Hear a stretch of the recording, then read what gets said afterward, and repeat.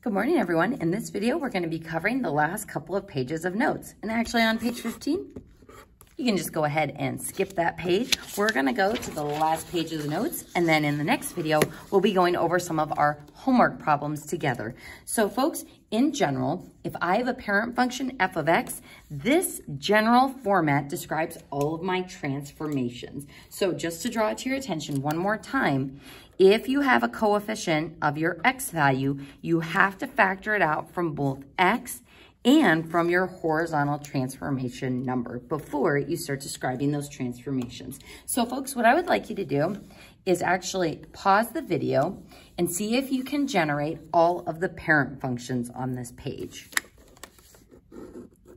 All right, folks, checking yourself. This is the square root function. And its parent table starts at its vertex of 0, 0, since we can't plug any negative numbers in. And then we pick perfect square inputs, 1 and 4. Square root of 1 is 1. Square root of 4 is 2. So graphing those on my coordinate plane, we've got 0, 0, 1, 1, and 2, 3, 4, 2. And remember, my square root function should look like half of a sideways parabola. And folks, if you haven't already, also describe the domain and range for each of these parent functions. So my domain starts at 0 with a bracket and goes to infinity. My range also starts at 0 with a bracket and goes up towards infinity. So there's my parent square root function. The next parent function is an absolute value function, abval. And its parent table is centered around the vertex at 0, 0, and 1 point below and 1 point above is good enough. So absolute value of -1 is 1, absolute value of +1 is 1. Boop, boop, boop. And there's my V.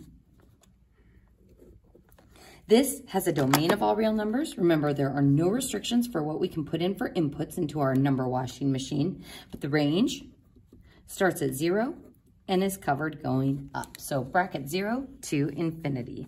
Then for our last parent table, ooh, this is one of the new ones. This is our reciprocal or rational function. So remember, those names can be used interchangeably, reciprocal or rational. And this one only has 2 points in the parent table, -1 and +1. 1 divided by -1 is -1, and 1 divided by 1 is +1. All right, folks, our last key feature of this parent table is the asymptotes. So remember, reciprocal functions have a vertical asymptote at 0 and a horizontal asymptote going through 0.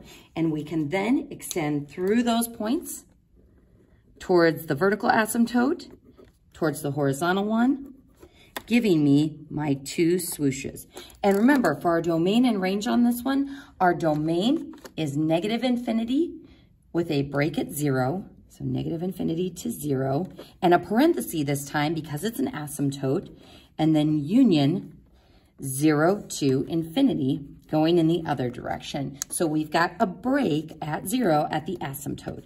And then our range is the same, -infinity with a break at the horizontal asymptote of 0, and then union 0 to infinity. So notice, unlike the other ones where we had brackets at 0, we have parentheses for 0, 0 on this one. So folks, there's our parent functions.